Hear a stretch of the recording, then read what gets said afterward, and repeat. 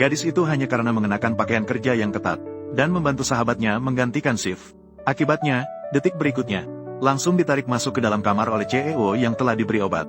Langsung kehilangan hal paling berharga bagi seorang wanita. Keesokan harinya, CEO bangun dengan perasaan sangat bersalah.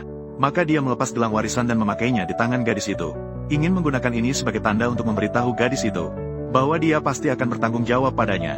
Bahkan meninggalkan selembar kertas untuk gadis itu. Sementara itu, asisten CEO menelepon CEO, mengatakan bahwa dia tidak melihat bayangan gadis itu di hotel. Sang presiden mengira gadis itu pergi lebih awal karena malu. Maka dia memutuskan untuk kembali mencari gadis itu.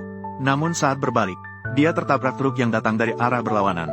Hal ini membuat sang presiden menjadi seorang vegetatif dan meminta dia untuk menikahi sang presiden sebagai gantinya. Namun gadis tidak percaya pada ayahnya yang jahat. Namun ayah yang jahat justru mengatakan, jika gadis menikahi CEO yang lumpuh, maka dia akan menyembuhkan ibu gadis. Jika tidak, dia akan mencabut selang oksigen ibu gadis. Langsung, tanpa pilihan, gadis akhirnya pergi ke rumah CEO oleh gadis. Saat itu gadis tidak menyadari bahwa pria lumpuh yang dia nikahi secara mendadak sebenarnya adalah pria yang dia kenal sebulan sebelumnya. Melihat otot kuat CEO, gadis tiba-tiba, "Saya akan membantu Anda menghapus tempat lain sekarang."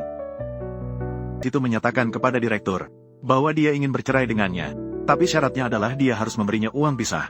Sehingga direktur salah paham bahwa gadis itu benar-benar wanita materialis. Katakan bahwa kamu bisa menjamin bahwa setelah ini hanya ada pertunjukan di atas panggung. Kamu dan saya tidak akan memiliki kontak fisik. Gadis itu segera kembali ke rumah.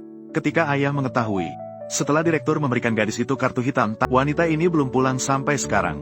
Apakah dia pergi lagi untuk bersenang-senang dengan orang lain? Mengapa dia tidak memiliki kesadaran sebagai seorang istri? Tidak ada kesadaran sebagai seorang istri. Ting Yan, bisakah kamu datang menyelamatkanku? Ting Yan, anakku.